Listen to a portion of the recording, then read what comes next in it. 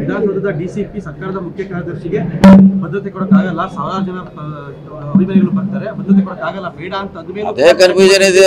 Commissioner level ಅಲ್ಲಿ ಒಂದಾಗಿದೆ, DCP level ಅಲ್ಲಿ ಒಂದಾಗಿದೆ, ಇನ್ಸ್ಪೆಕ್ಟರ್ ಒಂದು ಲೆಟರ್ ಬರೆದಿದ್ದಾರೆ, ಪೊಲೀಸರು ಒಂದು ಲೆಟರ್ ಬರ್ತಾರೆ. ಇದೆಲ್ಲ ನಾವು ಹೇಳಲಿಕ್ಕೆ ತಕ್ಷಣ ಆಗೋಲ್ಲ. ಅದಕ್ಕೆ ನಾವು ಹೇಳೋದು ವರದಿ ಬರಲಂತ.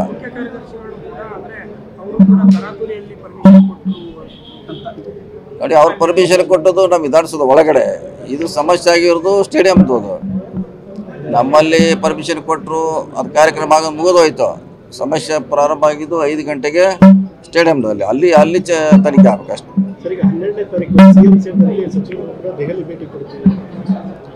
ಇಲ್ಲ, ಅವರೇನು ಅದೇನು ರೂಟೀನಲ್ಲಿ ಇಲ್ಲ, ನಾವು ಅವ್ರದ್ದೇನು ರೂಟೀನಲ್ಲಿ ಇರ್ತೈತೆ, ಹೋಗ್ತಿರ್ತಾರೆ ಬರ್ತಿರ್ತಾರೆ, ಹೋಗ್ಬೋದು.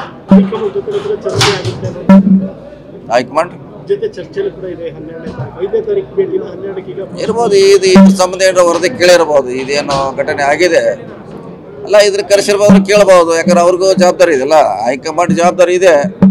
ಮುಂದೆ ಆಗದಂಗೆ ನೋಡ್ಕೊಳ್ಳಿಕ್ಕೆ ಸಲಹೆ ಸೂಚನೆ ಕೊಡ್ಬೋದು. ಅದಂಗೆ ಬದಲಾವಣೆ ಮಾಡ್ತಾರೆ.